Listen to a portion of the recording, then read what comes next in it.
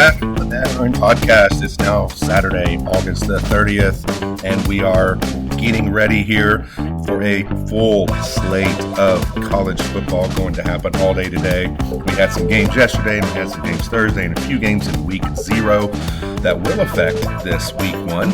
But we're just going to go through a few of the quick plays and why we're going to do them today. By the way, we had a good day yesterday. If you happen to listen, 3-1. The only one we lost was Sam Houston UNLV, and I don't know why I even put that on here because who's watching that game? But we had Georgia Tech over Colorado, Auburn over Baylor, and then Western Michigan got us a good late backdoor cover there against Michigan State. So 3 wins on the night with just the 1 loss. We're not even going to talk about Sam Houston UNLV. But let's get to today. Unbelievable opening day. This may be the best opening day that I can remember. Some of the biggest games. We're going to touch on most of them, maybe not all of them. But we're going to go through them real quick. I have pretty good thoughts on a lot of these. My first one I'm going to start with is Northwestern versus Tulane. This line has moved a lot, so make sure you look at it. I took Northwestern when it was plus 7.5. I took Northwestern plus 7.5 against Tulane. Northwestern will be much improved this year off of a somewhat up and down season last year, but they get most of that really good defense back. They had trouble scoring offensively last year. That was their big problem, and they've corrected that with a lot of transfers coming in, including a new quarterback from SMU who did pretty good things at SMU last year. So watch out for Northwestern at Tulane. The play is if it's over a touchdown. I think it's come down to 5, which I don't like it as much there, but Tulane lost a lot. Northwestern picked up a lot in the portal last year, which is what you have to watch in these off seasons with college football these days. So I'm going to go with Northwestern taking 7 at Tulane. The next game is going to be one of the biggest games of the day and maybe the biggest game or one of the biggest games of the season. Texas is going into Columbus, Ohio to face Ohio State. Ohio State is just a 1-point favorite. Watch this line as it might move close to the game, but we're going Ohio State. Home field advantage. Both teams coming in with new quarterbacks. Obviously, Mr. Manning has played quite a bit with Texas, but I don't know that he's played a full game on a road in this kind of environment that it's going to be at Ohio State. So I think there might be a little shakiness there. That Ohio State defense, man, is going to be good again. The Texas offensive line and defensive lines are both good. I think it might be a little bit of a slobber knocker. This is not, I don't think it's going to go up and down the field. But I do think Ohio State gets the dub here. I'll take Ohio State -1 against Texas. Note, I do think Texas gets them back later in the season in the playoff in December in a rematch that we'll see probably in the Final Four, if not the final game. I do think Texas gets them back. So note that for future reference. Another game I like today is Syracuse getting 14 at Tennessee. Watch this line. If you listened to me yesterday, wait for the line you want. I don't want 13.5 here because that 14 is a very important number. I want 14 or more if I'm taking the underdog here. And I am. I think Syracuse is going to keep it close against Tennessee. This is not in Knoxville. This is played, I believe, in Mercedes-Benz Stadium in Atlanta. So it's not technically a home field advantage for Tennessee, although they will have a lot more fans. Syracuse did very well in the portal. They also have revamped offense that I think is going to be even better than last year, and I think they're going to keep it close. I don't think they're going to win. I think Tennessee has got a lot of drama in the offseason with Mr. Nico at quarterback who left the team basically because he didn't get paid enough. So I think Tennessee may struggle a lot early, especially offensively. And Syracuse, I think, keeps it close within the 14 points at Tennessee. Next, Southern Miss at Mississippi State. 2 teams that were absolutely horrific last year. Horrific. Mississippi State got destroyed by Toledo last year at home.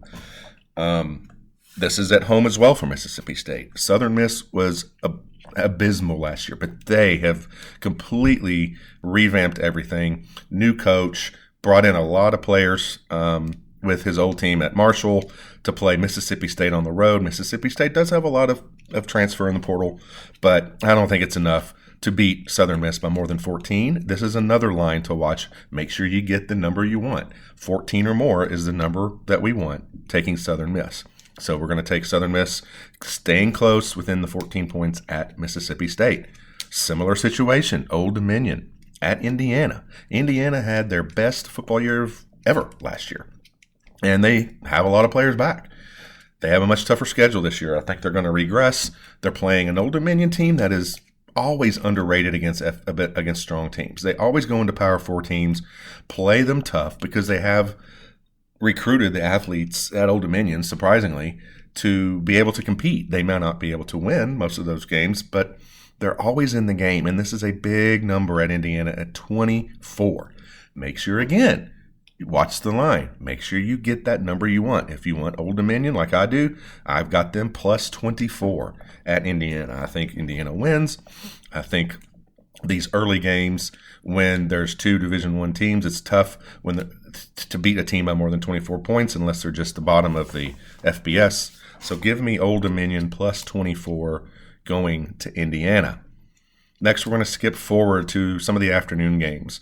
Alabama at Florida State. I usually don't like big road favorites, but I do. I like Alabama here. I think this is a redemption year for Alabama after struggling last year. Minus 13 at Florida State. Florida State will be better than they were last year. For goodness sake, they can't really be worse. I mean, last year was a dumpster fire. They have a lot of new players coming in, still the same coaching staff for the most part, Florida State. But I think Alabama has just got way too much talent on both sides of the ball for Florida State. And I don't know that Alabama rolls, but I do think they cover the 13 points.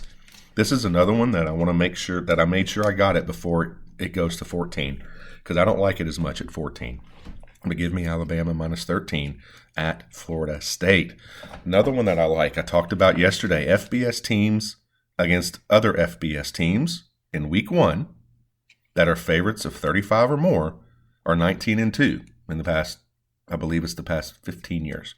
19-2 against the spread. Georgia is minus 37 against Marshall. That fits the bill. Week 1, more than 35-point favorite. FBS versus FBS, give me Georgia, minus 37. I don't like big spreads, but I do in this situation. Marshall lost a lot also. Lost their coach, lost a lot of their players that their coach took with them. So give me Georgia covering the 37 against Marshall. Marshall will be lucky to score, but I can see this being easily 51-7, 51-3, something like that, covering that 37 points. Last but not least, I've got 2 other games that I've been looking for since last Saturday. And I talked about this on one of my previous podcasts, but teams that go overseas, come back, usually perform or usually underperform, let's say it that way, in the following week. I mean, it's natural. It's less that way in the NFL because the NFL generally will give a team a bye week. We got 2 teams coming back from Dublin that neither one are having a bye week. The other interesting thing is that they're both kind of having trap games on top of it. So Iowa State, Kansas State played in the Ireland game last week, the Armageddon game, or Farmageddon, I should say. And then they come back this week, and it's so weird that they each play one of the Dakotas. So I am a Dakota all day this afternoon. I'll be watching these games closely. I like both Iowa State and Kansas State to probably still win, but not play up to par after coming off of their game in Ireland last week. Additionally, both of those teams have big games next week that they might be looking ahead to, specifically Iowa State, who plays Iowa next week. That's definitely a rival game. So sandwich South Dakota in between Iowa and Ireland, and I think you have a regression. That if one's going to lose, I think South Dakota could even beat Iowa State today. But we're getting 14.5 points. South Dakota plus 14.5 at Iowa State, and North Dakota plus 24 at Kansas State. I like both of them. I do think Iowa State, Kansas State, they probably win, which they should win in those situations. But I do think that the Dakotas can keep it close. Little regression, little trap game for both Iowa State and Kansas State. Looking forward to both of those. Again, watch the line. If it goes down below 14 for South Dakota, Iowa State, not as much of a fan of it.